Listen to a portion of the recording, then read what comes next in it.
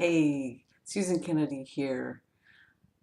I thought of this question this morning and thought it was really, really important to ask you ladies today and men. So this is not just a lady issue, but I work mostly with women.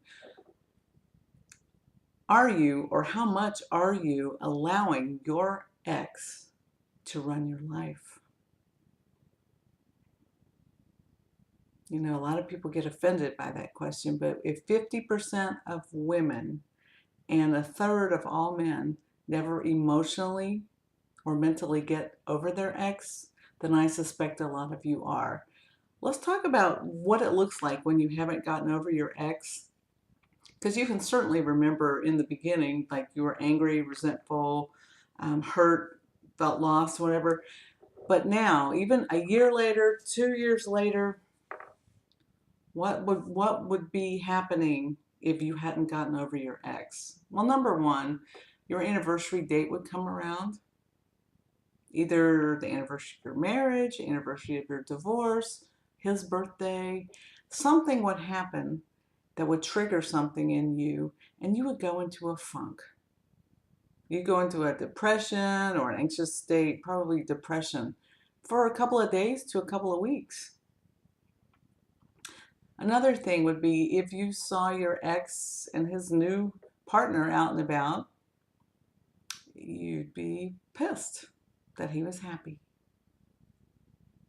And every time you think about it, you're pissed that he's happy, right? How could he do this to me and then be with that woman?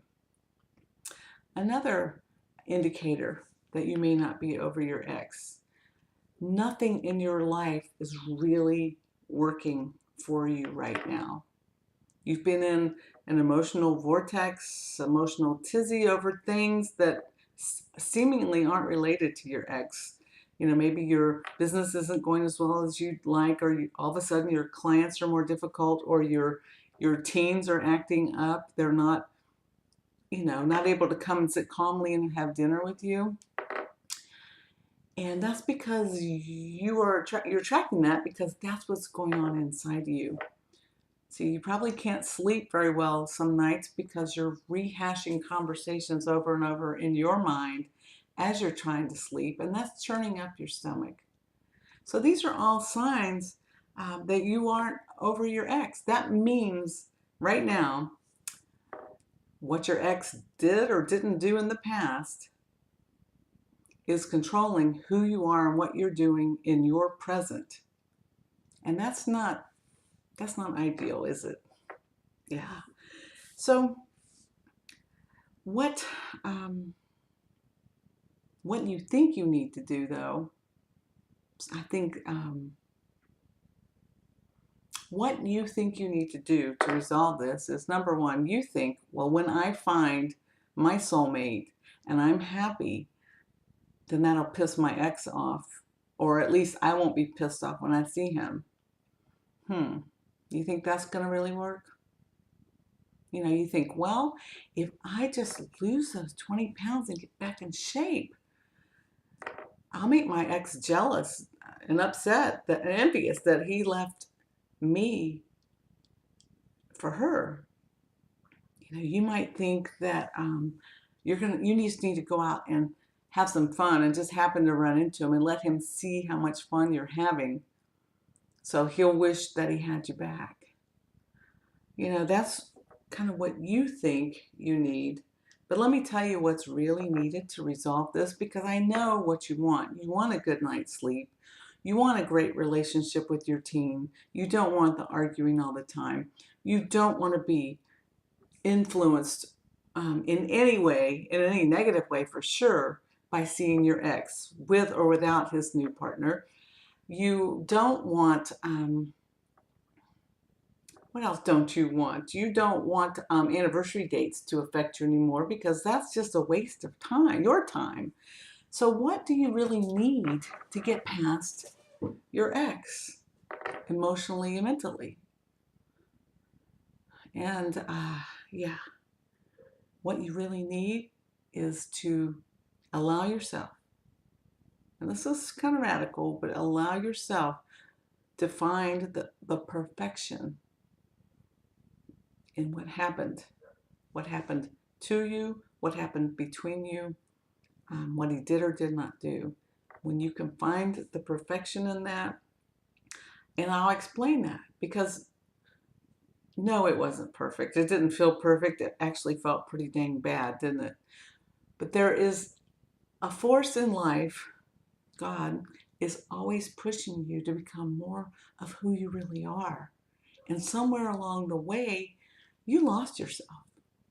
You can't tell me that you were the same person when you got divorced that you were when you got married.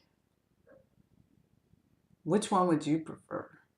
And don't go based on, age and looks. Obviously, I think everyone would want the younger version, but what you really need is to find the perfection in what happened and how it's getting you, pushing you out of your comfort zone to become more of who you really truly are. And that could be for the first time or it could be again. We don't know. Also, it'd be real important for you to see, and this is very similar, but see where you weren't true to yourself, where you betrayed yourself, where you lied to yourself along the way. Because if you don't love yourself fully, to be honest and tell your truth, how can you expect another person to love you? Because that person who's doing it isn't you. Does that make sense? Yeah. So see where you betrayed yourself, and I guarantee you it's there. Okay? And the other thing, there's two more things I want to talk about. And one is trying to please and satisfy everyone else in your life but you. Have you been guilty of that? You're really supportive of your husband, so that's why you're another reason you're pissed, because you did everything you could for him. You did everything you could for your children. You held down a job, or you had your own company. You could be any one of those people, and you never, ever looked inside and said, what do I want? God puts us on this earth to live our lives, and part of our lives is being a mom and a spouse. But it's important as a mom, a mother, to be a good role model to your daughter, to live her life instead of trying to make everyone else happy. And when we try to make everyone else happy, we often limit their ability to grow and mature spiritually, emotionally, effectively. So I just want to throw that out, because a lot of women feel very, when I say be selfish, they start feeling guilty. And when you realize the truth of it is, by you being selfish, you're showing someone else how to take care of themselves, which is extremely important. Extremely important.